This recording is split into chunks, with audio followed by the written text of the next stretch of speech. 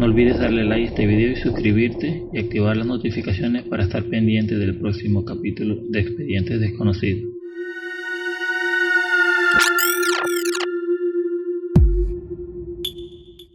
Hola a todos, ¿cómo están? Espero estén muy bien. Bienvenidos una vez más a mi canal de YouTube. El día de hoy les traigo otra excelente historia. Sé que les va a gustar. Y si llegan al final, sé que se van a preguntar, ¿existe acaso la justicia divina? Se los dejo a ustedes. Corría el año 2005. Recuerdo que era el mes de diciembre y, para ser más preciso, la semana de Navidad. Lo recuerdo bien, pues como fiscal del Ministerio Público siempre tenía la suerte de que mi semana de guardia cayera en Navidad o Año Nuevo, y ese año no era la excepción.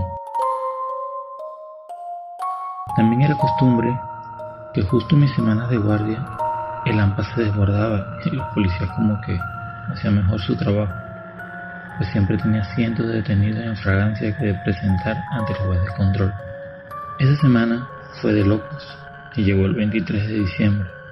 La costumbre era que los fiscales presentaran todos los detenidos que hubiese para no forzar a trabajar a ningún funcionario el día de Navidad.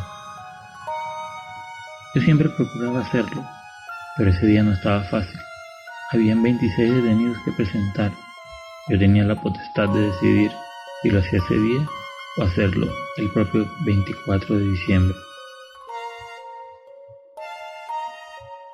Bueno, me encomendé al Altísimo y comenzó la presentadera. Delitos por aquí, leyes por allá, gritos de abogados curiosos, decisiones que apelar. En fin, la batalla judicial a contrarreloj. Todo para que ningún personal judicial tuviera la necesidad de ir a trabajar en Navidad. Justo cuando vamos a mitad de esos 26 casos, comenzamos a escuchar en la sala de audiencias unos extraños ruidos que provenían del techo y que sonaban justo como suena cuando un niño suena con metras en el piso superior. Pero lo más curioso era que cuando advertimos varios de esos ruidos concluimos que no era posible, pues justo arriba de la sala solo estaba la platabanda del Palacio de Justicia. Lo cierto es que coincidencialmente con los ruidos traen a la sala un detenido cuyo aspecto de inmediatamente nos impactó a todos. Su rostro poseía unas marcadas y profundas ojeras, así como si se tratara de un maquillaje para una obra de terror.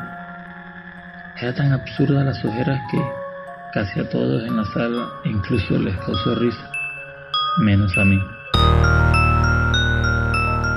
Su mirada me causó un raro escalofrío. Eso para mí siempre ha sido premonitorio de cosas malas.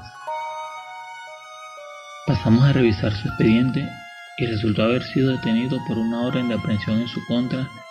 Sin embargo, curiosamente, el acta no detallaba el delito. Eso me causó suspicacia aún, pues cuando eso sucedía, uno tenía dos opciones: presentar con lo que había en el expediente o diferir para indagar más sobre los hechos de la orden de aprehensión. Inmediatamente le dije al juez: déjelo de último, necesito revisar bien el expediente de origen. De inmediato se escuchó en el techo como si hubiera rebotado un balón medicinal o una pelota. Todos quedamos asombrados del golpe, menos el abogado del detenido, que se levantó refunfuñando y exigiendo que lo presentáramos con solo lo que aparecía en el expediente. Me negué rotundamente. Finalmente, no le quedó otra que esperar su turno. De último, dije ya. Continuamos con las audiencias, no sin antes pedirle a la jefa de archivo que me ubicara el expediente original de la causa. Te recomiendo escuchar la historia del viernes pasado, El monstruo de Brighton. Por aquí les voy a dejar el link para que lo puedas escuchar. Reanudamos los debates y comenzaron nuevamente los ruidos en el techo de la sala, pero esta vez era un ruido parecido al que emite una pelota de tenis cuando es rebotada en el piso. La juez no lo soportó. De inmediato le pidió al alguacil verificar el responsable de tan molesto ruido. Continuamos y el ping-pong también. A cabo de unos minutos regresó el propio jefe de los alguaciles manifestando que subió a la azotea y verificó y no encontró a nadie. Amén de asegurar que era imposible que alguien estuviera allí, pues el único acceso al techo está cerrado con un candado cuya única llave solo posee él.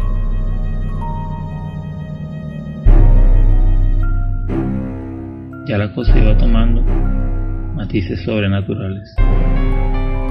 En esa sala transcurrió literalmente toda la jornada laboral. Hasta almorzamos ahí. Pero, malas noticias.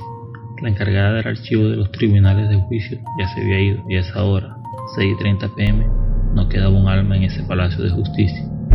La juez y el abogado fueron firmes conmigo, pues ya solo quedaba pendiente esa audiencia y en esa época se contemplaba que las audiencias solo podían celebrarse hasta las 7 p.m. Doctor, vamos a presentar ese detenido con lo que hay en el expediente, me encargó la juez, y antes de que mi boca pronunciara un enérgico no, volvió a sonar el pelotazo en el techo. Las caras de ambos se pusieron transparentes y fue el impulso para que finalmente la audiencia se difiriera para gustos de muchos para el día siguiente, o sea, para Navidad. Por ello, ya todo el personal que quedaba comenzó a recoger sus cosas, pues tocaba trabajar al día siguiente. Yo también guardé mi expediente en el maletín mientras esperaba que me fueran a buscar. Mientras, aproveché a acompañar a la juez y conversando y comentando los extraños sucesos y hablando, nos dimos cuenta que habíamos quedado literalmente solo en el área de los tribunales de control. La doctora me dice, oye, esos niños Jesús van a estar buenos, haciendo referencia que los funcionarios se fueron temprano para comprar los respectivos regalos. Acto seguido volvió a sonar nuevamente la canica en el techo. Ay no, vamos, esto ya me está dando miedo, me dijo la juez. Por ello, nos fuimos los dos hacia la salida del palacio y justo cuando estamos caminando al final del pasillo vemos como un niño de unos 5 años pasó corriendo al final de un lado a otro. Ambos lo vimos claramente e incluso antes de terminar de llegar al final lo volvimos a ver pasar hacia el otro lado. Llevaba unas bermuditas y una franela, ambas de color azul. Al llegar a la puerta del palacio donde estaban los alguaciles, la doctora le manifiesta al jefe de los alguaciles que hay un niño corriendo en el pasillo, a lo que éste le responde, caramba doctora, ¿dónde? Si yo mismo hice la última ronda de supervisión y por allí no hay nadie. Ella le dice, sí, como tampoco hay nadie en el techo. Solo piensen ustedes por un momento, ir caminando por un pasillo de un tribunal solo a las 7 de la noche y ven un niño pasar al final del pasillo y que incluso uno de los policías le diga que ya no hay más nadie. Finalmente nos fuimos todos quedando con esa sensación de escalofríos en el cuerpo. La madrugada para mí fue algo devastador. El insomnio y la tensión por el agotador día de trabajo hicieron de la suya. Justo ya para despertar tuve un sueño extraño. Soñé que un niño jugaba conmigo lanzándome una pelota de tenis. No soñé más, pues justo sonó el despertador. Pensé que me había sugestionado lo que había pasado en la noche anterior. Total, me dispuse y me alisté para ir a trabajar a la única audiencia que quedaba pendiente para ese día 24 de diciembre. Cuando llegué al tribunal, la juez me hace llamar para su despacho urgente. Me dirigí hasta allá y antes de que ella me dijera algo, un pensamiento revelador dejó claro todo lo que significaban los ruidos. El niño del pasillo y el de mi sueño, le dije, no me diga más, el desgraciado del detenido mató a un niño. La doctora llorando me dice, sí doctor, ese desgraciado mató a su hijito a golpes hace 5 años. ¿Pero cómo sabes eso?, me preguntó. Fácil, anoche soñé con el niño. Revisamos bien el expediente y habían suficientes medios de prueba para confirmarle su privativa de libertad. Hicimos la audiencia y justo al final de la decisión con la que se le privó de libertad al homicida, se volvieron a escuchar las canicas en el techo. La juez y yo sonreímos. Pero no todo terminó allí. siendo que era la única audiencia de ese día. Al salir del despacho de la juez y luego de compartir ambos tan extraño caso, al ir caminando, juro haber visto otra vez al niño al final del pasillo, despidiéndose con su manita en un claro adiós y gracias. El caso llegó hasta juicio y logramos una sentencia condenatoria por 25 años. Por ello se ordenó el cumplimiento de la pena en el Centro Penitenciario de Oriente, mejor conocido como El Dorado. Si mis cálculos son correctos, aún debe permanecer tras las rejas.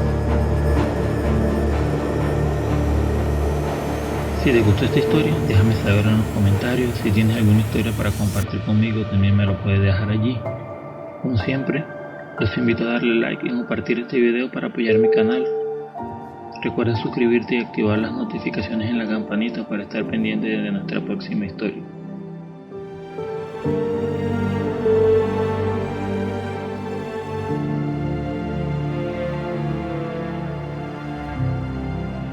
Muchas gracias por escucharme. Estos son Expedientes Desconocidos. Les habló Miguel Mendoza.